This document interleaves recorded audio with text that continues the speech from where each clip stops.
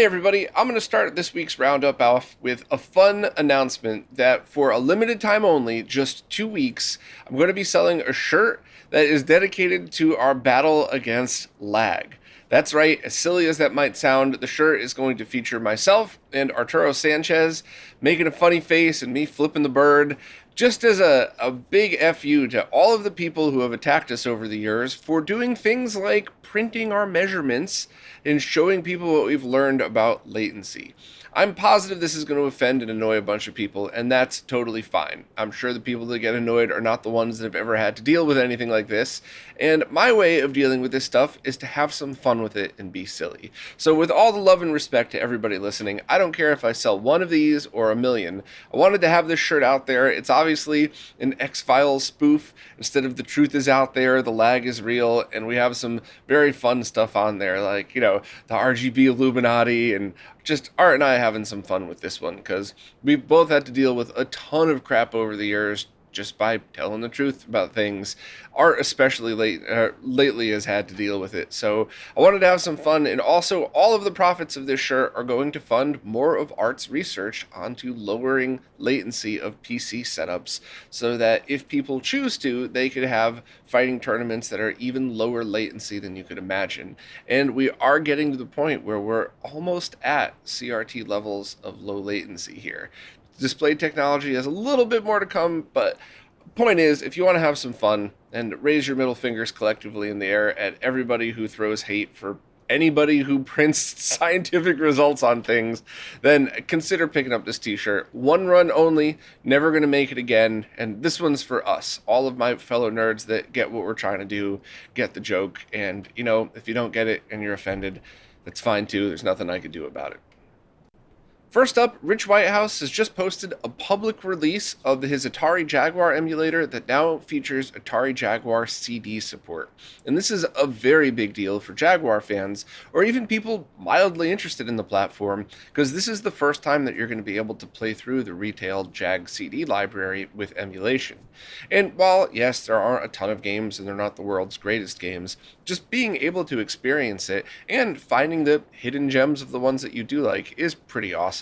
Because up until now, you would have to find working original hardware, or of course you could use the RetroHQ game drive, but that compatibility still isn't up to 100% on that. James is still working on that, by the way, so don't worry about that. But right now, for free, you could just download this emulator, figure out where to find some ISOs, and then just try some of these games out and really form your own opinions on them.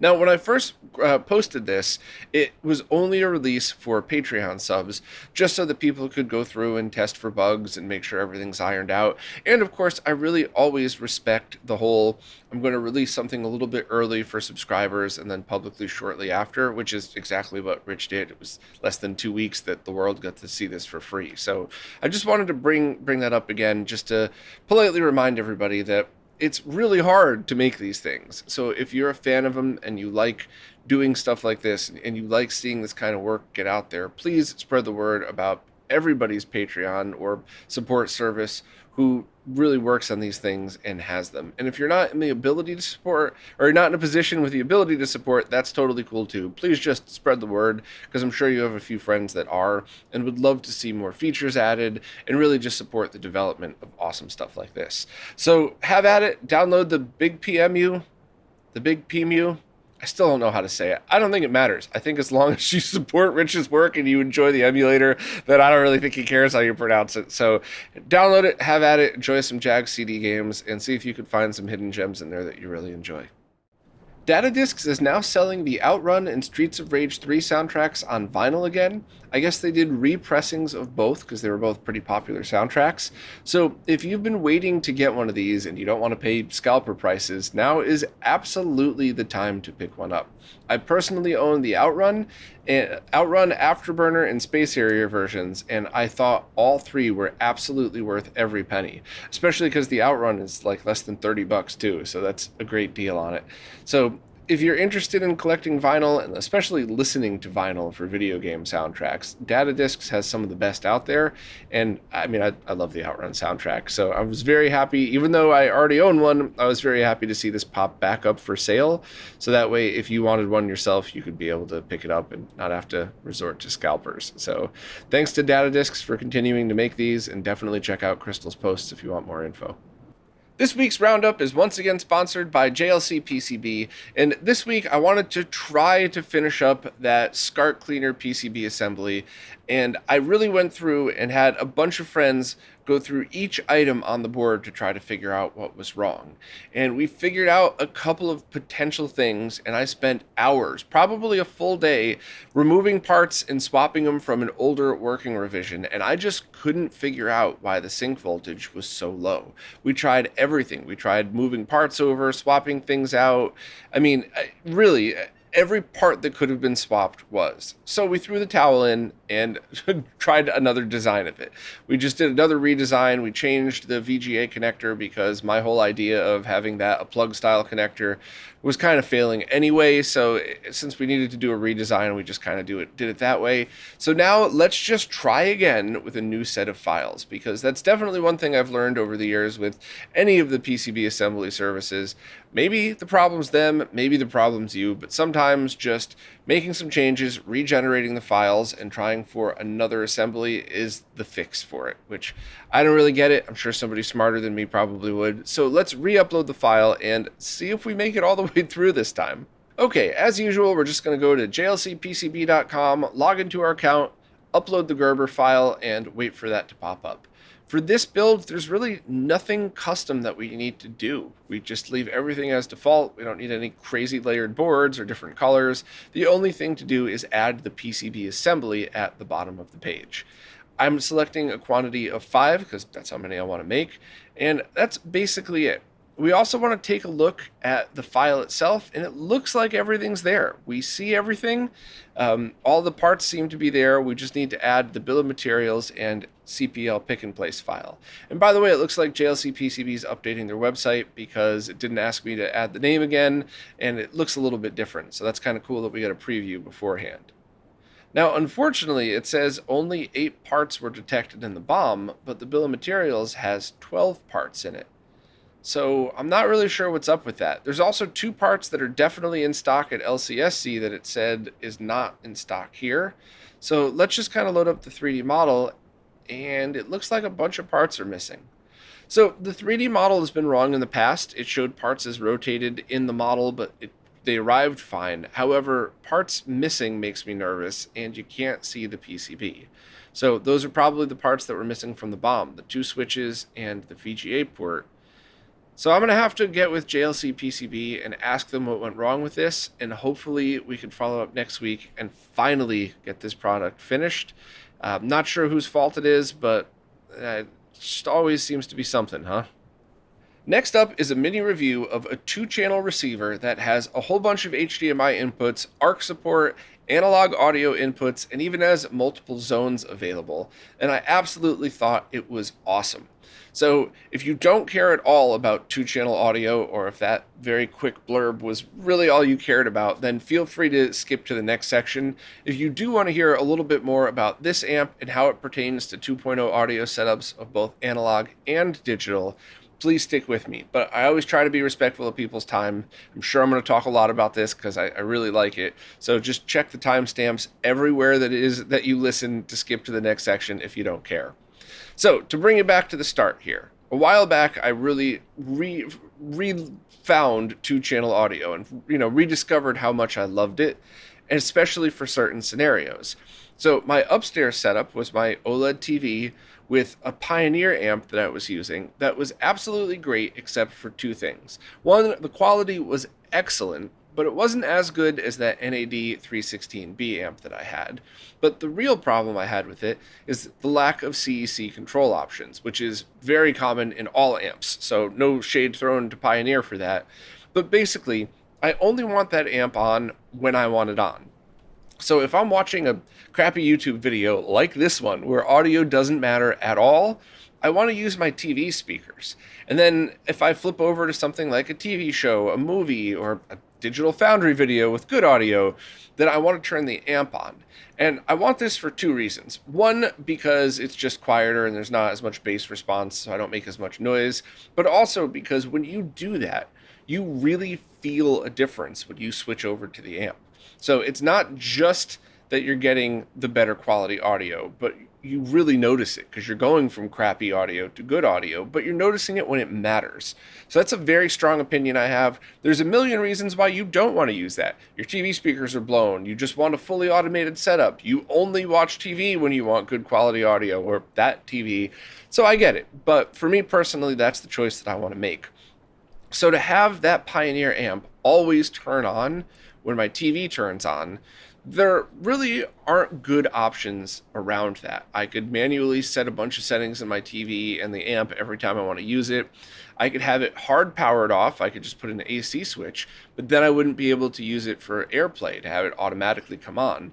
And I could try to do something like an HDMI manual switch to leave it technically unplugged, but then I have to walk over and press the button, and then if you leave the button on amp mode, it'll automatically come on the next time you turn it on. So I really was on the lookout for another 2-channel amp. And I had known about the Marantz NR1200. I believe somebody in the comments, I think it was a Patreon subscriber actually, had recommended it. But at the time, and at the time of that video, it was $800. And that amp just dropped to $600, which is still definitely more than I could afford for a secondary amp, but I was dying to know how it performed and what I could do to get the CEC options working. And overall, the sound quality was definitely better than the Pioneer, but still not as good as that NAD amp that I loved so much, the 316B. And it's one of these things where if you're in a New York City apartment, you're not going to hear the difference. But if you're in a quiet place in the middle of the burbs, you probably would, assuming your ears are decent. And I still rate the Pioneer excellent for the money, because that's really the key here. Anybody could get better audio if they drop more money.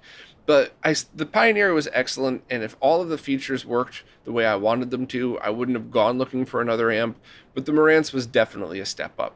It is a 2-zone amp, so you could add 2 extra speakers. Still only 2-channel, left and right, but I assume when you turn on the other zone, you lose half the power from the main zone. So that is a pretty cool feature, though. You could have it set to both zones when you're listening to music, and then just one when you're watching TV. It had a ton of HDMI inputs and features, including automatic low latency modes. So if you wanted to, you could treat this as your main hub for everything.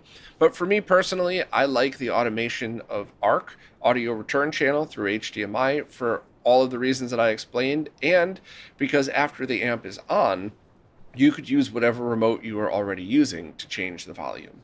So right now, I was able to figure out how to get this amp integrated by turning off every single HDMI control feature except ARC. And that is in the video HDMI menu of this amp. And now I have to manually turn it on when I want to use it and manually turn it off when I'm done. But as soon as I just hit that power button on the remote or on the amp itself, my Apple TV remote now automatically switches to changing that volume. The amp automatically connects, and it works exactly as I hoped. Funny, I had a hard time figuring out how to change the HDMI options because it was a little unclear if ARC would still work or not if you turned off control. I talked to Marantz about this, and they said it couldn't be done. So Marantz, you failed miserably for customer support. I just proved that it can be done. Anyway, so it's been working great so far. The audio quality is definitely a small step up from the Pioneer. Not quite as good as that NAD amp, but the features are just... If you need analog and digital, unless you absolutely love analog audio and that's the predominant use of your amp, I would say get this one because you have everything built in.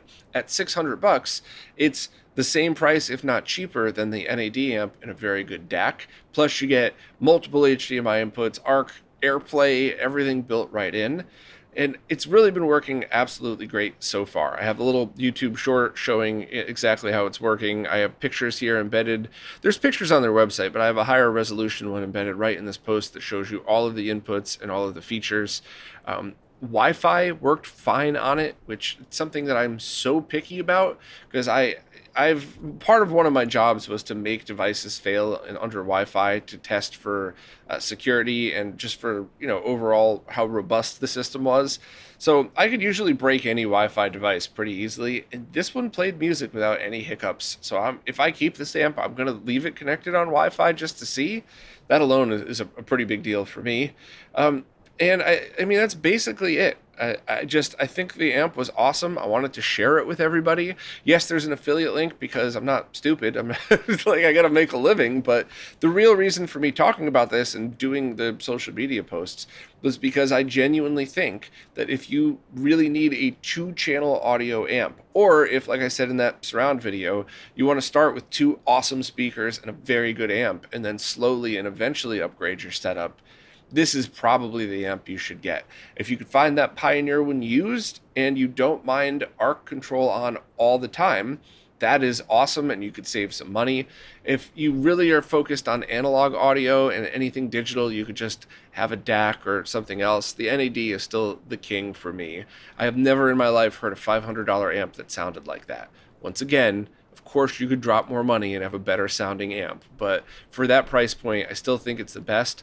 But this comes really close and it's loaded with features. For me personally, it's just the only thing for me was it had to work right with ARC, or otherwise it was not worth spending the money to upgrade.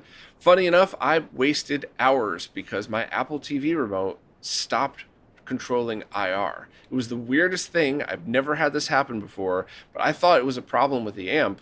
And eventually, when I unhooked everything and it still wasn't controlling my TV's volume, I reset the Apple TV, I updated the firmware on my TV, nothing. I then, because I have 2 Apple TVs, one in the projector and then one for my living room TV, I went and paired the remote with the projector Apple TV, and it worked fine again. Put the projector one upstairs, that worked fine, and then I switched them back, and it worked fine again. So somehow I crashed my Apple TV's remote in testing this, crashed the IR output, but pairing it with another device and then pairing it back fixed that. So I wanted to say that both because hopefully my fellow nerds could laugh at that. I don't think that was a mistake, so maybe you just laugh at that incident, but also in case that ever happens to you, I wanted to let you know. And also let me know if you'd like to buy the little Pioneer amp, because if I do end up keeping this, which it's been performing great all week, so I probably am, but I can't really afford it, so I'm going to sell a bunch of stuff to pay that credit card off. But so far, so good on my setup, and I really do think that it's worth your time, at the very least, listening to me ramble for 10 minutes, but also check out the YouTube short, check out the written review, which is basically just this, and really look to see it for yourself. And if you decide to buy it, retrorgb.link/Marantz NR1200, because hopefully I could have enough of you click through that to take the brunt of that big payment off. Pre-orders are now open for a vinyl version of the Super Dodgeball soundtrack for the NES, and it'll have 3 different versions available: Power Shot Orange, Namanyayo Blue, and Classic Black. So if you're a fan of the soundtrack and you want a pretty cool collector's item and have a choice of what color you'd want it in, definitely check out Crystal's post. It's available from multiple sellers for $36, and it's scheduled to release in May of this year. Lon Seidman just did a live stream and then shortened review about the TinyNES, which is a reimagining of the NES motherboard using brand new parts, but the original CPU and PPU to allow for pretty much 100% accuracy to the original. And overall, Lon liked it. The cartridge slot was really, really snug, so I think that was a concern of his. And Famicom expansion audio did work. I don't think Lon had the time to run MD4A audio testing, so we got to get Lon set up with an MD4A test kit. I think he would love to nerd out with that as well, but it seems like a cool thing, but it's $240 if you want the original, if you want it completed with the original chips, and $220 if you want clone chips. And those were used in like the Famicom clone consoles, and they could be very accurate too, so you could save a couple of bucks. So this seems very cool. I just kind of don't get it. And I need to preface this with a bunch of compliments and my own humility here before I continue. But I think projects like the OpenTendo that Red Herring, I'm sorry if I'm getting the name wrong, was working on, I think stuff like that's amazing because it's a couple of things. First, it's a recorded history and a really good archive of what this hardware is, but it also would allow for a drop-in replacement for the original. So if you end up with a motherboard where the board is broken, capacitor's leaked, and it just destroyed it all, but you still have two good working CPU and PPUs, you could grab one of those. Probably have to hand assemble it, but I think a few people are offering those pre-made. But you could install that and have a completely authentic original experience, both in the tactile experience, putting your cartridge in and all that stuff, but also in the accuracy part of it. And so I think that is awesome. And while, yes, I always would love to see people fork that project to add new features to it, to integrate, an easy way to get Tim's RGB kit in, or to build your own HDMI kit, whatever. I'm a nerd. It's my job to encourage people to do fun stuff like that. I still think the original project is absolutely amazing. But what exactly is the TinyNES? So it's not an original tactile experience. It's just an accurate original gaming experience. But for that same amount of money, you could get a retro USB AVS that automatically outputs HDMI, whereas the TinyNES is just a recreation of the original. You only get composite video output on this thing, nothing else. And also, you can get a D10 Nano, a RAM chip, and a USB hub for a tiny bit more than that.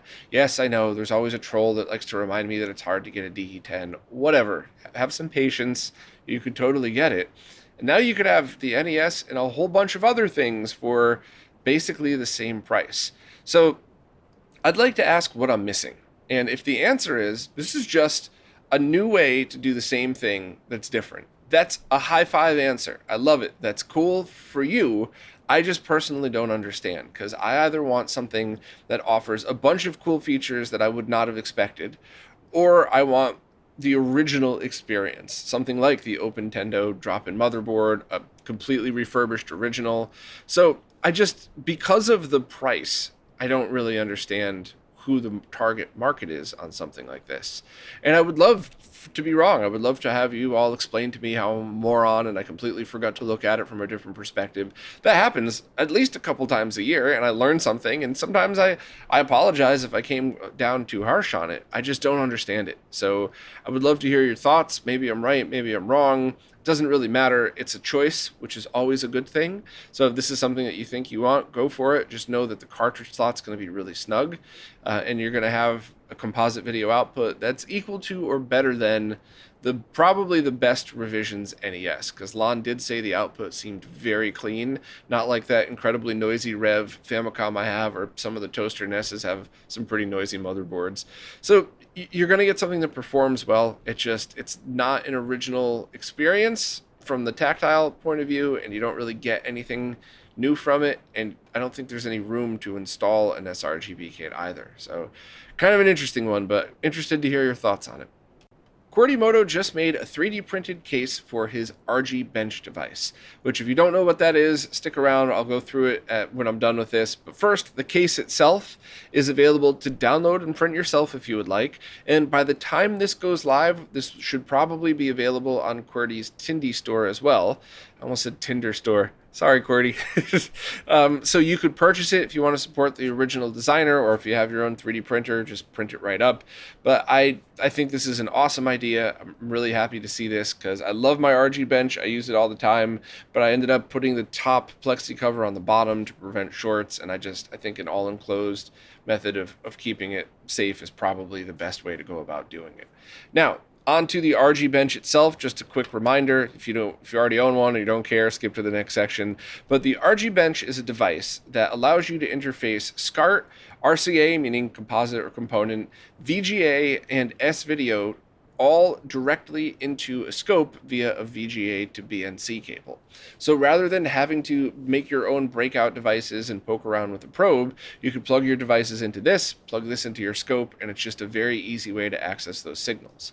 There is also switchable 75 ohm termination on there.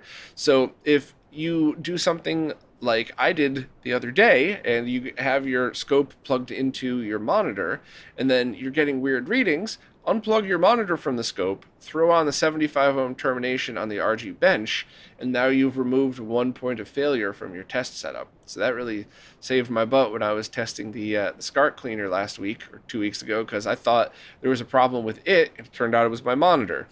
So this is basically the device that I completely gushed over in my $30 scope video, and rightfully so. This sucker saves me so much time. So if you just need that $30 scope just to test some occasional signals, you probably don't need this. But if you find yourself testing once a month different kind of cables like SCART, VGA, or component, then I would absolutely call this a must buy and something that you need to pair with any of your scopes. The fancy Rigel, the cheap $30 one, either way, this really was a massive help. So thanks to QWERTY for making it. You could buy that. You could buy it right from the links in the post, and hopefully by the time this podcast goes live, you should be able to purchase the case directly from him if you would like. The Orpheus II sound card is now available to purchase. This is the ultimate new retro ISA sound card that we'd been talking about that offers just a ton of different features and add-ons.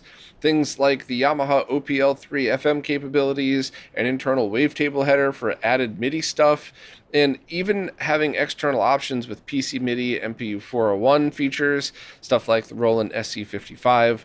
So basically, if you are a fan of music and audio on classic computers, this is the thing to get. It's very expensive at $400, but it's kind of one of those you get what you pay for scenarios. If you just need audio coming out of your classic PC and your original audio card died, this is not for you. And I mean that with love, but on the flip side, if you want every audio option you could imagine and everything that you could have ever wanted out of a retro PC's audio setup, this is the thing for you, and you could probably save money anyway by having it all in one. So any of your questions, or if you want a much better overview than I'm doing, definitely check out Vanessa's post. The links on where to order everything are right in there. And definitely, if you are a fan of classic PCs, you got to read Vanessa's post. Even if you decide it's not for you, this is something that will probably get you very excited. And it's just a very cool example of what could be done today using older style technology for older computers.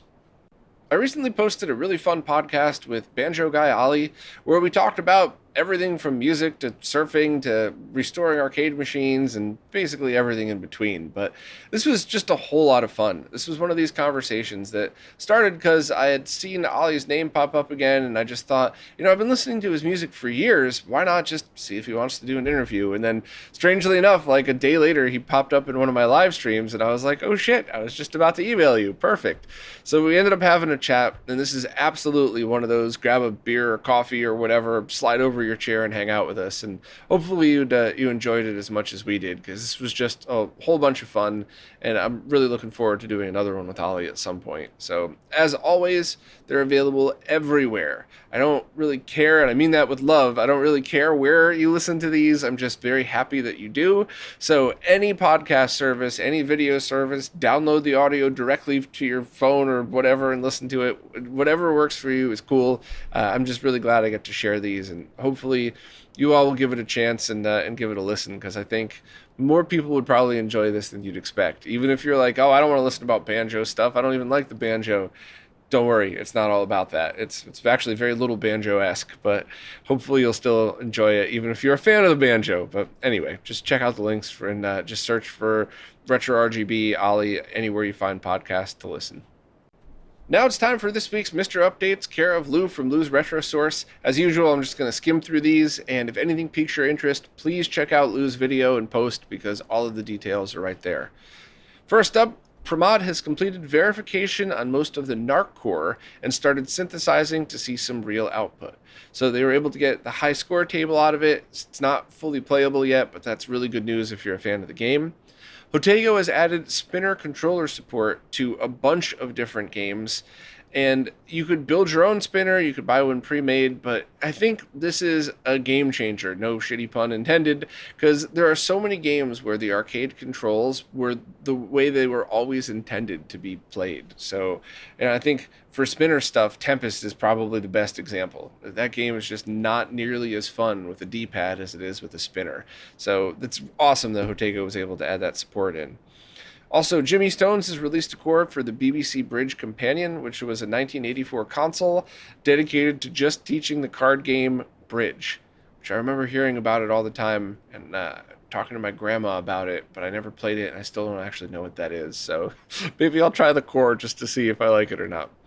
Hotego also said that he finished and released a PDF document of CPS3 schematics, and also mentioned that a team member is going to start working on a Konami CPU that's used on arcade games like Aliens and The Simpsons. So this is obviously just starting the CPU work, but I think we would all love to see those games available on MiSTer. Next, there's another bug fix for the PlayStation core that's CD related, and the game Love and Destroy now works. Track 17 started working on the Z180 CPU thanks to previous work from Pramod, and this is used on Toa Plan 2 hardware, so those games are the eventual goal for that. Also, Todd from RetroFrog has released the 3D files for their consoleized MiSTer case to Patreon subs, and I have no idea why I didn't write up a separate post for that. Sorry, Todd, I'll get to that as soon as I remember. But if you subscribe to Todd on Patreon and you want to download and print that case, go for it. Hopefully it'll be available for purchase eventually elsewhere. Hotego also figured out an issue with the Midnight Resistance core, and it turns out the CPU runs faster than the 10 megahertz that other games with a similar hardware used, so that was fixed. Awesome to see developers go back and tweak previous cores, by the way. There's also an update to the Centipede core from Jimmy Stones that adds a 400% speed option to the trackball emulation, which is great because if your trackball is slow and doesn't have the option to speed it up, that's definitely a cool thing. Also, it is confirmed that the price of the DE10 Nano is going up. I think we all knew that and should expect it. It was very cheap for such a long time, and with the part shortage and everything, I don't think it's unreasonable to think that would go back up in price. Also, D3F Mod has their Hi-Fi Blaster board now available to add as an option when you order the Ironclad Plus board.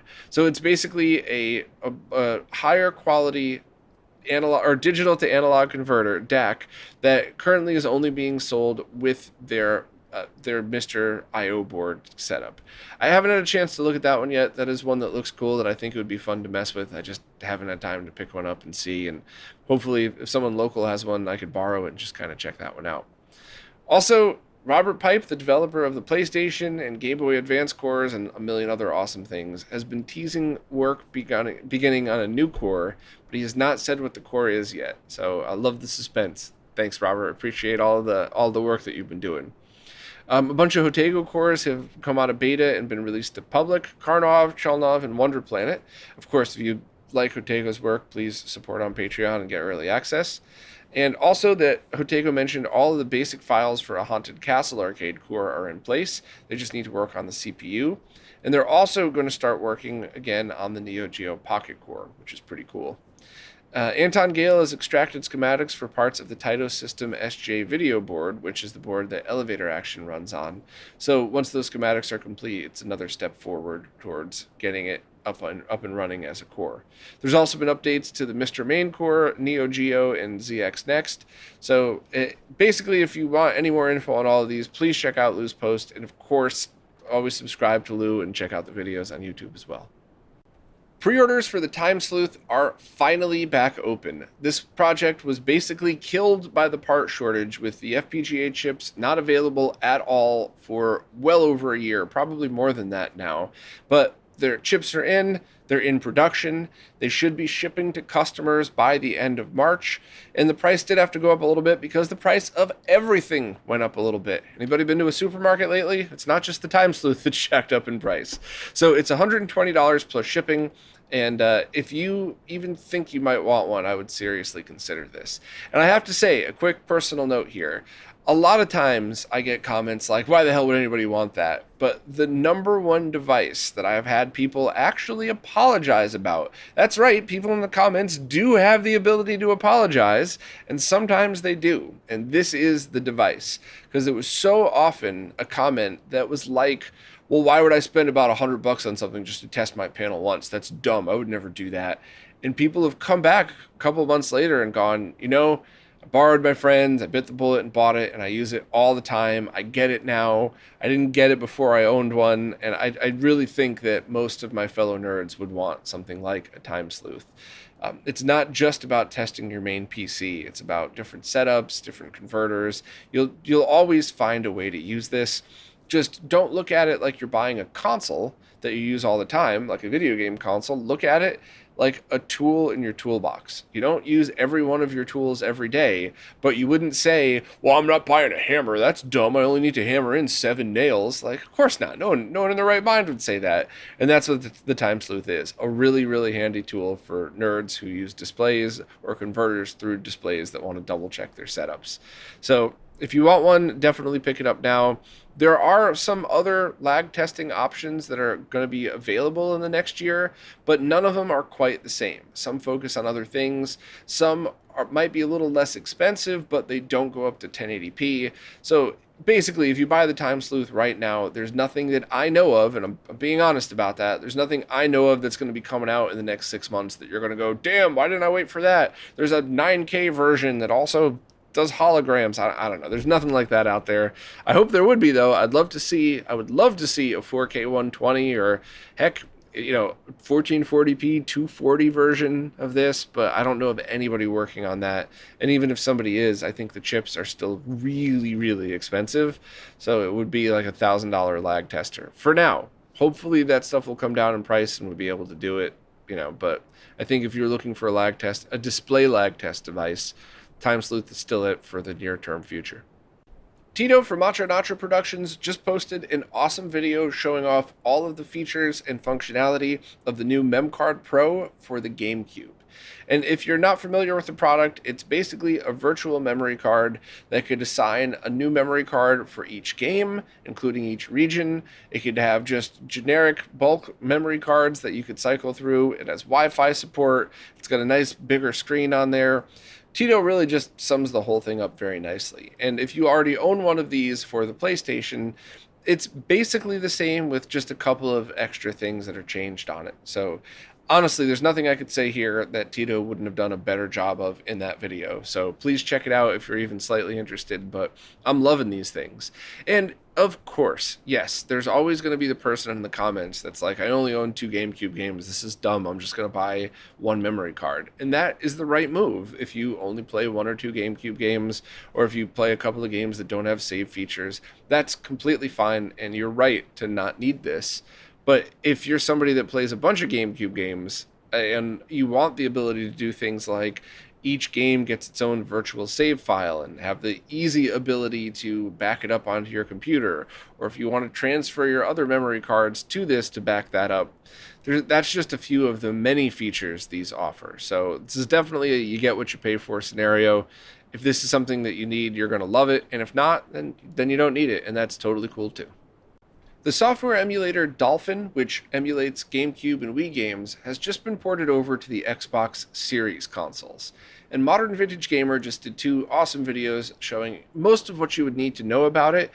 And the overview is that it works great. Please check out both of MVG's videos for all of the details.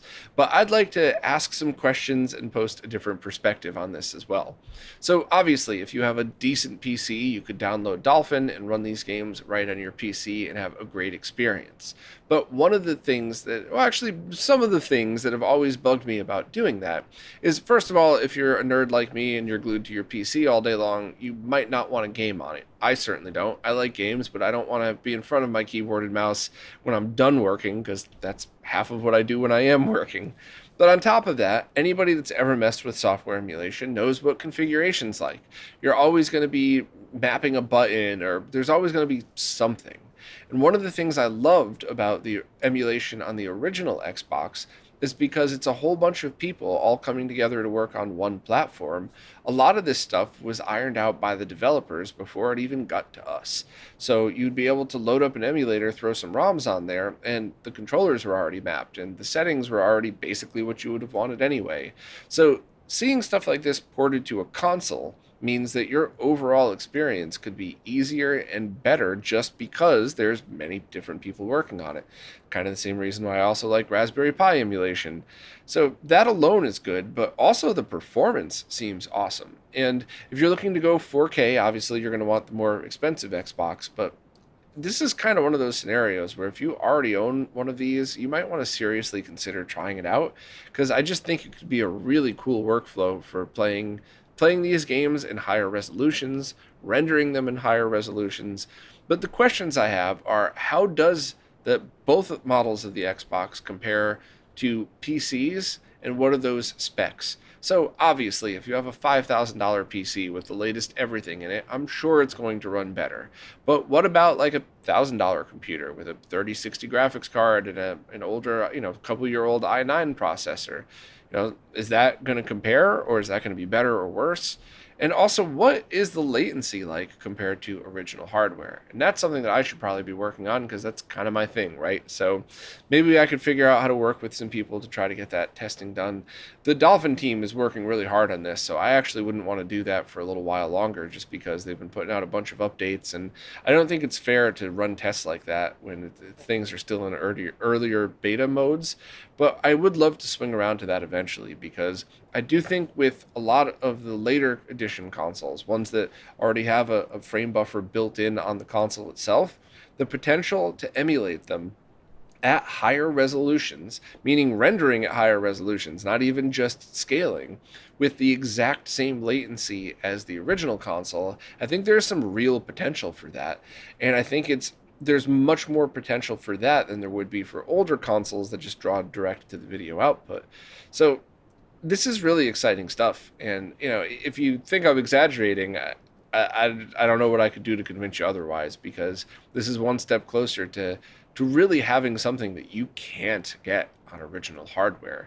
And that's what's so exciting about software emulation for the later model consoles, because one could very easily argue that if you played, I don't know, Super Metroid on an original Super Nintendo with composite video output on a CRT, that you really can't get much better of an experience than that. Maybe on a better CRT monitor, maybe through RGB, but really, going on modern platforms isn't necessarily going to be better. It's going to be preference based. But if you have emulation where everything's running great and there's no added latency, and maybe there's even higher frame rates and rendering in higher resolutions, you could definitely argue that playing it on a modern platform is definitely a better solution. So that's why this stuff's so exciting to me, because while I'll always prefer 16-bit consoles and probably some 32-bit as well on a CRT, I'd be willing to bet that I'd be playing some GameCube and Wii games emulated through Dolphin on a OLED TV and having what I perceive as a better experience. So can't wait to try this stuff out. It's been at least a year or two since I've used Dolphin, so I should just give it another go around anyway, just for the heck of it. But let me know your thoughts if you've tried all of this, and kind of let me know your opinion on all of this, because I'm just really excited. And shout outs to the Dolphin team for doing such great work. Before I go, I just want to mention a live stream I did last week with Greg from LaserBear, where I installed a Picoboot mod chip into a GameCube, as well as a new fan assembly and fan, and the BlueRetro adapter, the entire front controller port adapter that LaserBear was just selling. And I had a great time doing it. I'll give the very short overview so you don't have to watch the whole 3-hour stream. But basically, the reason you would want Picoboot instead of something like a GC loader is simply the ability to run original discs of any region, because then you could boot directly into Swiss, so you could have multi-region support. And you could also load ROMs through the SD to SP2, and I loved the side mount adapter that I got for it, so you could still access it even with a Game Boy player on and without really even touching the bottom part of your GameCube. It's all accessible right there. If your optical drive is dead, then the GC loader is probably a better choice. Also, if you want a much, much better tutorial on how to install that, please check out one of Tito from Macho Nacho Productions videos on this. He definitely did one on the Picoboot. So I just really took my time, and for me, it was more about hanging out in my bear pajamas with LaserBear and making an install that looked good and really just was as good as I could do it. So Tito's video is going to be better for that. I did show off the BlueRetro adapter the whole front piece that Greg was selling, and it worked awesome. I really liked it, and that was a very easy installation, comparatively speaking. And I also showed off the MemCard Pro a little bit, but that is also something you should just watch Tito's video on. Basically, if you want to just kind of hang out and just hang out with Greg and I while we mod a GameCube, cool. But if not, just check out the links and check out everybody else's videos on it. I think maybe just giving a 2-minute overview here is probably better than watching the live stream. I just wanted to mention it and also thank Greg. And of course, also thank WebHDX for jumping in and helping me out in one of those points when I forgot something. So it was a lot of fun and, probably not for most people, but I wanted to mention it anyway.